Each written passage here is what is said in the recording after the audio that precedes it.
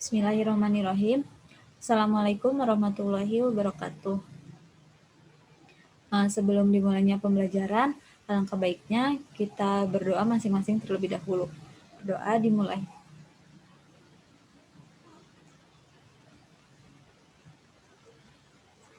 Oke, sebelumnya bagaimana kabar kalian hari ini? Semoga sehat ya, sehingga kita dapat bertemu kembali atau mengikuti pembelajaran seperti biasanya. Nah, pada pertemuan sebelumnya kita telah melaksanakan ujian bab ya, yaitu tentang materi ikatan kimia. Nah, pada pertemuan hari ini kita akan membahas tentang teori pasangan elektron kulit valensi atau VSEPR dan teori domain elektron dalam menentukan bentuk molekul. Nah, ini juga memiliki ketersinambungan antara materi ikatan kimia dan bentuk molekul ini. Karena kan di ikatan kimia kita juga telah mengetahui adanya PEI dan PEB. Nah, dengan adanya PEI dan PEB itu dapat meramalkan suatu bentuk molekul dari suatu senyawa. Seperti itu. Nah, adapun tujuan pembelajaran hari ini yaitu mengetahui teori pasangan elektron kulit valensi atau VSEPR dan teori domain elektron. Kemudian dapat menentukan bentuk molekul dari suatu senyawa. Oke, nah sebelumnya ada yang masih ingat tentang struktur Lewis? Nah, struktur Lewis dari suatu molekul itu merupakan struktur yang dapat menggambarkan bagaimana posisi pasangan elektron yang mengelilingi atom pusat, baik pasangan elektron ikatan atau PEI maupun pasangan elektron bebas yang tidak berikatan atau PEB. Nah, di sini ada gambar struktur Lewis dari senyawa CH4, amonia, dan H2O atau air ya. Nah, kan tadi struktur Lewis itu menggambarkan bagaimana posisi pasangan elektron mengelilingi atom pusat. Nah, pada senyawa CH4 yang menjadi atom pusatnya apa? C ya, atom C. Nah, atom C. Nah, atom pusat ini diletakkan di tengah. Nah, lihat di sini ada pasangan elektron. Nah, dia itu atom C dikelilingi oleh pasangan elektron.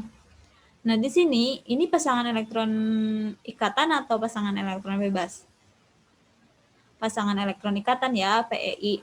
Karena di sini satu elektron dari atom C itu dia berikatan dengan satu elektron dari atom H, hidrogen. Nah, sehingga saling berikatan. Maka ini disebut PEI atau pasangan elektron ikatan. Maka pada senyawa CH4 ini terdapat 4 PEI. Nah, di sini tuh tidak ada pasangan elektron bebasnya dalam senyawa CH4. Nah, berbeda halnya dengan H2O atau air. Nah, mana yang menjadi atom pusatnya? Di sini O ya yang menjadi atom pusatnya. Nah, pada molekul H2O di sini terdapat 2 PEI dan 2 PEB. Mana saja yang PEI? Ini ya. Ini PEI karena satu elektron dari oksigen itu berikatan dengan satu elektron dari hidrogen. Nah, dia membentuk ikatan. Jadi pasangan elektron ikatan. Di sini ada 2. Nah, di sini ada pasangan elektron. Namun elektron ini itu merupakan elektron yang dimiliki oleh O. Dia itu tidak berikatan. Jadi dia itu bebas gitu. Jadi ini dinamakan pasangan elektron bebas. Di sini ada 2 pasangan elektron bebas. Sehingga pada molekul H2O itu terdapat 2 PEI atau pasangan elektron ikatan dan 2 PEB. Seperti itu. Kemudian selanjutnya itu ada bentuk molekul. Nah, struktur suatu molekul itu dapat diramalkan berdasarkan adanya pasangan elektron ikatan PEI dan pasangan elektron bebas. Tadi ya, ketika suatu senyawa itu kan mempunyai PEI dan PEB. Nah, maka dapat diramalkanlah struktur dari suatu molekulnya. Itu berdasarkan adanya pasangan elektron ikatan PEI atau pasangan elektron bebas dan PEB. Nah, contohnya di sini contoh bentuk molekulnya itu ada bentuk molekul dari CH4. Nah, ini merupakan tetrahedral. Jadi setiap bentuk molekul itu dia memiliki jenis ya gitu. Di sini itu merupakan tetrahedral. Kemudian teori VSEPR. Nah, untuk dapat menentukan bentuk molekul berdasarkan tolakan pasangan elektron di setiap atom pusat, ahli kimia itu mengemukakan suatu teori yang dikenal dengan nama teori VSEPR atau Valence Shell Electron Pair Revolution. Nah, cara meramalkan bentuk molekul berdasarkan teori tolak-menolak elektron-elektron pada kulit luar atom pusatnya disebut dengan domain elektron. Gitu.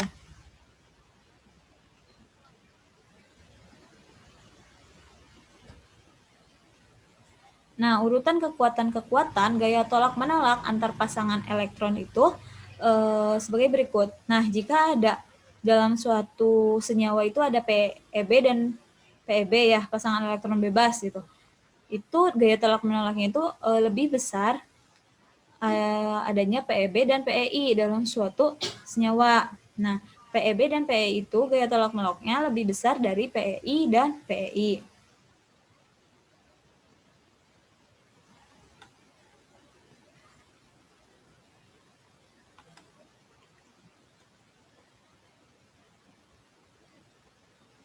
Nah, kan kalau tadi VSEPR mah menentukan bentuk molekul berdasarkan tolakan pasangan elektron di sekitar atom pusat ya. Nah, ini teori VSEPR itu disempurnakan dengan adanya domain elektron, yaitu meramalkan bentuk molekul berdasarkan teori tolak-menolak elektron pada kulit terluar dari atom pusat. Tuh. Nah, di sini teori domain elektron. Nah, teori domain elektron merupakan suatu cara meramalkan bentuk molekul berdasarkan tolak-menolak elektron-elektron pada kulit terluar atom pusat.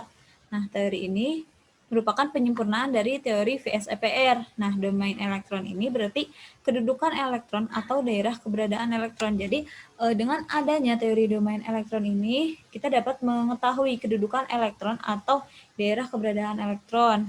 Jumlah domain elektron itu dapat ditentukan sebagai berikut. Nah, setiap elektron ikatan, baik itu ikatan tunggal, rangkap, atau rangkap tiga itu termasuk satu domain ya. Nah, kemudian setiap pasangan elektron bebas, tadi PeB itu berarti satu domain. Nah, teori domain elektron ini memiliki rumus AX, M, EN, di mana A itu atom pusat, X-nya itu ialah pasangan elektron ikatan, kemudian E-nya itu pasangan elektron bebas. Di sini M-nya itu jumlah pasangan elektron ikatan dan N-nya itu jumlah pasangan elektron bebas. Nah, ini nanti akan dibahas di slide berikutnya. Nah, adanya teori domain elektron, nah di sini ya, nih gambar tetrahedral. Nah, mengapa si yang ininya itu agak ke bawah gitu, nggak lurus dua-duanya? Nah, hal ini kan karena adanya teori domain elektron, jadi adanya tolak-menolak sehingga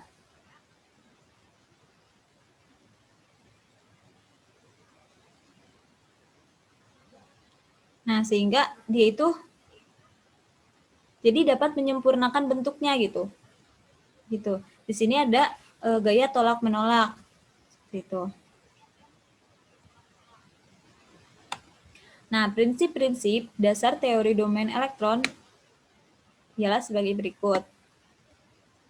Yang pertama itu, antar domain elektron pada kulit luar atom pusat saling tolak-menolak, sehingga domain elektron itu akan mengatur diri, mengambil formasi sedemikian rupa sehingga tolak-menolak diantaranya menjadi minimum gitu. Jadi dengan adanya tolak-menolak antar atom pusat, antar domain elektron pada kulit luar, antar atom pusat itu, dia itu dapat mengatur diri, jadi mengatur bentuknya sehingga tolak menolaknya itu menjadi minimum.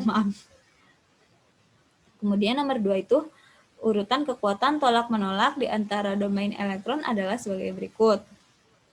Tolakan antar domain elektron bebas itu lebih besar tolakannya dibandingkan antar domain elektron bebas dengan domain elektron ikatan. Nah, kemudian tolakan antar domain elektron bebas dengan domain elektron ikatan itu lebih besar tolakannya antar domain elektron ikatan. Nah, perbedaan daya tolak ini terjadi karena pasangan elektron bebas hanya terikat pada satu atom saja, sehingga bergerak lebih leluasa dan menempati ruang lebih besar daripada pasangan elektron ikatan. Nah, akibat dari perbedaan daya tolak tersebut adalah mengecilnya sudut ikatan karena desakan dari pasangan elektron bebas. Seperti itu. Nah, di sini ada struktur ruang molekul dan hibridisasi senyawa tanpa PEB. Nah, di sini senyawa-senyawa tanpa PEB seperti tadi ya kan antara CH4 dan H2O itu berbeda. Di CH4 itu dia tidak memiliki PEB. Sedangkan untuk H2O itu dia memiliki PEB yaitu sebanyak 2 ya. Di sini senyawa-senyawa tanpa PEB itu seperti tadi CH4, kemudian CCl4.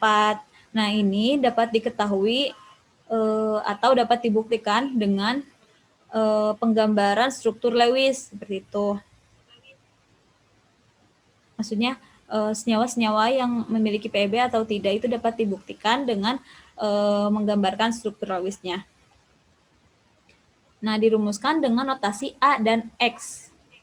Di sini, jika suatu senyawa yang tidak memiliki PEB itu dirumuskan dengan notasi A dan X, di mana A itu kan tadi merupakan atom pusat, dan X itu atom terikat atau PEI-nya. Nah, di sini contoh yang nomor 1 itu ada CH4, CCl4. Dia itu memiliki rumus AX4. Nah, di sini mengapa X-nya 4? Nah, lihat. Kan tadi A itu atom pusatnya ya. Berarti atom pusatnya itu di sini C, karbon. Ini juga karbon ya di CCl4. Nah, X itu pasangan elektron ikatan. Di sini kan ada 4 atom H dan 4 atom Cl, sehingga dia itu kan berikatan dengan elektron yang berada pada atom karbon ya. Sehingga dia akan membentuk 4 ikatan pasangan elektron ikatan atau PEI. Jadi akan mempunyai 4 PEI masing-masing. Maka rumusnya itu AX4. Gitu. Jadi X di sini, 4 di sini itu jumlah adanya PEI-nya. Berbeda halnya dengan yang nomor 2. Di sini ada senyawa BH3 dan BCl3 memiliki rumus AX3. Nah, kan di sini 3 ya. Kalau yang nomor 1 kan 4. Karena di sini PEI-nya atau pasangan elektron ikatannya itu hanya ada 3. Lihat. Ini. Nah, kemudian yang nomor 3, ini senyawa PCl5 memiliki rumus AX5. Nah, di sini bentuk molekul yang tidak memiliki PEB. Dapat dilihat ya. Jumlah pasangan elektron. Nah, di sini jumlah pasangan elektronnya ada 2. Rumus umumnya itu AX2. Karena 2 dari sini itu jumlah pasangan elektronnya. AX2 atau PEI-nya ada 2. Kemudian untuk hibridisasinya itu SP. Nah, ketika suatu senyawa memiliki rumus umum AX2 dan memiliki hibridisasinya itu SP, maka dia akan membentuk molekul linear. Linear ini kan sejajar ya, lurus kayak gitu, panjang. Maka bentuknya itu seperti ini. Nah, ini atom pusatnya dan 2 yang ini merupakan PEI-nya, pasangan elektron ikatannya. Gitu. Kemudian yang selanjutnya itu di sini, jumlah pasangan elektron atau PEI-nya itu ada 3. Nah, maka rumus umumnya itu AX3. Pokoknya intinya mah kan di sini 3 itu jumlah dari PEI-nya gitu. Nah, ini kan ya, bisa dilihat. Nah, kemudian hibridisasinya itu SP2. Nah, bentuk molekulnya itu segitiga planar. Seperti ini, segitiga planar. Nah, ini atom pusatnya. Kemudian 3 pasangan elektron itu membentuk segitiga, maka disebut segitiga planar. Nah, kemudian ini bisa dilihat ya, bentuk molekulnya, kemudian hibridisasi dan rumus umum. Artinya untuk mengetahui bentuk molekulnya itu kita harus mengetahui rumus umumnya ataupun hibridisasinya gitu.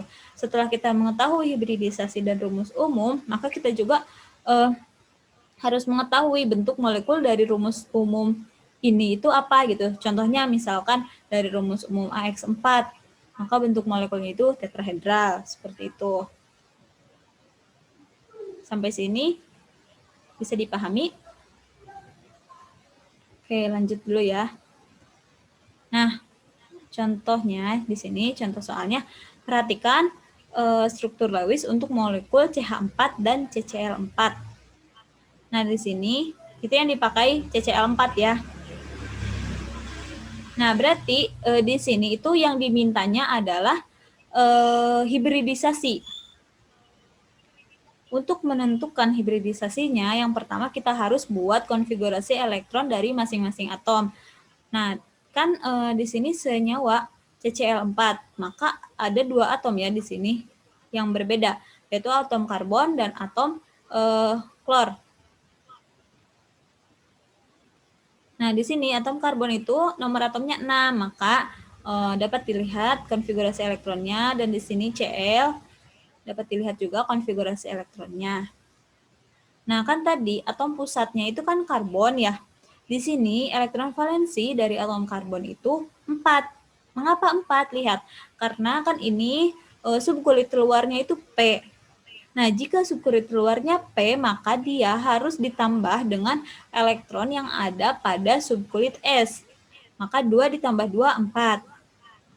Nah, karena di sini dimintanya itu hibridisasi, maka kita harus menggambarkan diagram orbital. Nah, ini ya dari 2S dan 2P. Nah, S itu hanya memiliki 1 ya, sedangkan P itu 3. Kalau D berapa? 5 ya. Kalau D itu dia memiliki 5 diagram orbital. Itu. F berarti memiliki 7 diagram orbital. Nah, di sini kan 2S. 2S itu dia memiliki 2 elektron. Maka di sini 1 elektron itu digambarkan dengan 1 anak panah. Itu ke atas, kemudian ke bawah, karena ini ada 2. Nah, di sini 2P ini dia memiliki 2 elektron. 1, 2. Nah, mengapa yang ini, yang P, tidak di satu kolomkan saja 2 elektronnya? Karena ingat ya, pengisian elektron ini harus sama rata. Maksudnya begini, jadi setiap kolom ini harus terisi 1 terlebih dahulu. Nah, ketika 3 kolom ini telah terisi penuh, maka diisi lagi 1 kolomnya, jadi bisa berpasangan. Jadi salah jika atau tidak boleh jika misalkan pengisiannya itu langsung 2 elektron di 2P. Gitu. Jadi yang seharusnya itu 1-1 dulu, baru berpasangan seperti itu. Nah, kan ini ada 1 orbital kosong ya, sedangkan yang ini berpasangan. Kan tadi biar seimbang gitu, jadi semuanya itu harus terisi dulu satu-satu, kemudian baru terisi penuh atau berpasangan, sehingga 1 elektron yang ada di 2S ini disumbangkanlah 1 elektronnya ke 2PZ gitu ya. Ya kan ini dinamakan 2PX, ini 2PY, 2PZ. Nah, dapat dilihat gambarnya seperti ini. Kan tadi di sini kan ada Cl ya sebanyak 4. Nah, maka Cl ini kan elektron valensinya itu 7. Dia itu kan harus biar stabil itu harus ada 8 elektron valensi ya, atau biar mengikuti kaidah oktet. Sehingga masing-masing dari atom Cl ini kan berikatan dengan atom C, elektron yang ada di atom C. Maka kan ini 4 ya, berarti 1 masuk ke sini, 2, 3, 4. Nah, dapat dilihat gambarnya seperti ini. Nah, pada CCl4 ini terjadi penggabungan orbital 2s, 2px, 2py, dan 2pz. Sehingga hibridisasinya itu S, P, P, dan P. Nah, di sini ya, penggabungan. Maksudnya penggabungan itu kan di dalam satu diagram orbital ini tuh ada 2 elektron. di mana elektronnya itu satu elektron yang dimiliki karbon, kemudian satu elektron dimiliki Cl. Jadi adanya penggabungan gitu. Di sini kan yang diisi penuhnya itu S penuh ya, berarti 2S. Kemudian 2PX penuh. Kemudian 2PY penuh, 2PZ penuh. Sehingga hibridisasinya itu SPP. P-nya itu ada 3 dari ini. 1, 2, 3. Atau hibridisasinya itu SP3. Nah, ini karena P-nya itu ada 3. Nah, SP3 itu bentuk molekulnya seperti apa sih? Nah, bentuk molekul SP3 itu berbentuk tetrahedral. Nah, atau ini ya, SP3 tetrahedral. Jadi kita juga harus sudah mengetahui jadi bentuk molekul untuk SP3 seperti apa, SP2 seperti apa, nah kayak gitu, agar lebih memudahkan. Nah, di sini tetrahedral. Nah, maaf, di sini kan CH4 ya. CH4 dan CCl4 itu memiliki bentuk molekul yang sama, yaitu tetrahedral. Bentuknya seperti ini. Nah, tadi mengapa ini tidak sejajar gitu? Lebih cenderung ke bawah. Karena kan ini adanya tolak menolak antar pasangan elektron gitu. Jadi adanya tolak menolak. Jadi dia itu membentuk molekul yang gaya tolak menolaknya itu minim gitu. Jadi membentuk molekul yang tepat.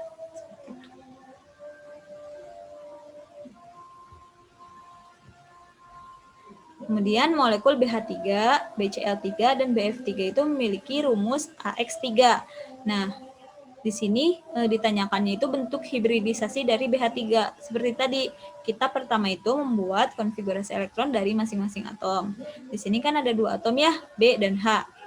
Tuh. Nah, atom pusatnya yang mana? Atom pusatnya itu B. Nah, sebenarnya AX3 itu bisa kita ketahui dari, kan A itu atom pusat, X-nya itu jumlah PI. PI-nya itu kan ada 3, jadi AX3. Gitu. Jika ditanya hibridisasi, maka kita harus membuat diagram orbital dulu. Nah, di sini diagram orbital. Itu seperti ini ya. 2S terisi oleh 2 elektron. Kemudian 2P ini ada 1 elektron. Nah, sehingga kan ini ada 2 ruang kosong. Maka 1 elektron yang ada di 2S itu dia akan berpindah ke 2PY. Seperti itu. Nah, maka gambarnya akan seperti ini karena intinya biar seimbang gitu kan. Kalau yang ini elektronnya itu harus masing-masing terisi 1 dulu, kemudian bisa berpasangan. Gitu. Nah, kan di sini itu ada 3H. Nah, kan ini ada 1 elektron pada 3 diagram orbital ya. Maka 1 elektron dari H itu akan berisi ke orbital dari atom B. Nah, gambarnya seperti ini. Nah, maka kan di sini ada terpakai 3 ruang dan ada 1 ruang kosong. Nah, pada BH3 ini terjadi penggabungan orbital dari 2S, 2PX, dan 2PY. Nah, bisa dilihat ya penggabungan orbitalnya. Kan di sini hanya 3 ruang orbital yang dipakai. 1, 2, 3, yaitu 2S, 2PX, dan 2PY. Sehingga hibridisasinya itu SPP. Di sini P-nya 2 karena memang ruang orbitalnya itu hanya 2 yang dipakai ya di P-nya itu. Sehingga hibridisasinya itu SP2. Nah, bentuk molekul SP2 tanpa PEB itu merupakan segitiga sama sisi atau segitiga planar. Nah, ini bentuk molekulnya. Nah, ini atom pusatnya, kemudian ini merupakan PEB-nya atau pasangan elektron PEI-nya, pasangan elektron ikatan. Ada 3, 1, 2, 3. Nah, ini tolakan, gaya tolak menolak antar ikatannya itu dia ini berjauhan sebesar 120 derajat ya. Ini juga sama gitu. Jadi gaya tolak menolaknya itu antar ikatannya itu sama. Contoh soal yang selanjutnya itu ada di sini menentukan rumus umum dan bentuk molekul dari senyawa PCl5. Seperti tadi, bisa kita tentukan dengan menggambarkan struktur Lewisnya. Kan dari struktur Lewis tersebut kita bisa mengetahui berapa jumlah PEI atau PEB-nya. Kemudian bisa juga dengan cara seperti ini. Tentukan A. A itu atom pusat. Maka atom pusat dari PCl5 ini kan atom P ya. Kita buat konfigurasi elektronnya. Setelah itu ditentukan elektron valensi. Karena untuk menentukan N, jumlah N-nya. Nah, di sini elektron valensinya itu 5 dari atom P. Nah, M atau jumlah PEI di sini ada 5. Ya, lihat 5. Kita tuliskan di sini 5. Nah, jumlah N atau PEB itu bisa diketahui dari elektron valensi dikurangi M bagi 2. Di sini elektron valensinya kan 5. Maka 5 dikurangi 5. Dari sini ya, 5 dari M. Kemudian dibagi 2. Jadi 0 dibagi 2 sama dengan 0. Maka diketahuilah rumus umum dari senyawa PCl5 ialah AX5. Nah, jika ditanyakannya hibridisasinya, maka tadi yang seperti ini. Maka kita harus membentuk diagram orbitalnya. Nah, ini. Jika ditanyakan hibridisasi, maka pengerjaannya seperti ini. Seperti itu ya. Kemudian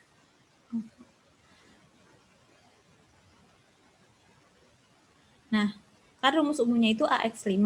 Nah, bentuk molekul dari AX5 adalah trigonal bipirimida. Jadi, kita juga harus mengetahui bentuk molekul dari rumus AX5 itu seperti apa, kemudian dari hibridisasi misalkan SP itu seperti apa, SP kan linear, kemudian SP2, SP3, seperti itu. Jadi, agar mudah menggambarkannya gitu jika kita sudah mengetahui. Nah, ini gambar trigonal bipiramida atau bentuk molekul dari PCl5. Kemudian di sini ada contoh soal yang selanjutnya itu tentukan rumus umum dan bentuk molekul dari senyawa SF6. Ya, kita tentukan atom pusatnya itu kan S ya. Kemudian kita tuliskan konfigurasi elektron dan setelah itu kita bisa mengetahui elektron valensinya dari atom S itu. Elektron valensinya itu ada 6. Nah, M-nya itu jumlah pasangan elektron ikatan. Jumlah PEI-nya itu kan di sini ada 6. Ini ya, M-nya itu bisa dilihat, bisa diketahui dari sini, 6. Nah, untuk N, itu kita tinggal masukkan A saja. Di sini evalnya itu 6, kemudian dikurangi 6 dari M, ya, dan dibagi 2. Nah, hasilnya 0. Maka rumus umumnya itu AX6. Nah, bentuk molekul dari rumus AX6 itu adalah oktahedral. Seperti ini. Ya. Untuk molekulnya itu oktahedral. Oke, mungkin sekian yang bisa saya sampaikan. Sampai sini mengerti tidak? Jika kurang mengerti atau ada yang kurang jelas, bisa ditanyakan saja ya. Oke, terima kasih atas perhatiannya. Mohon maaf apabila banyak kesalahan. Assalamualaikum warahmatullahi wabarakatuh.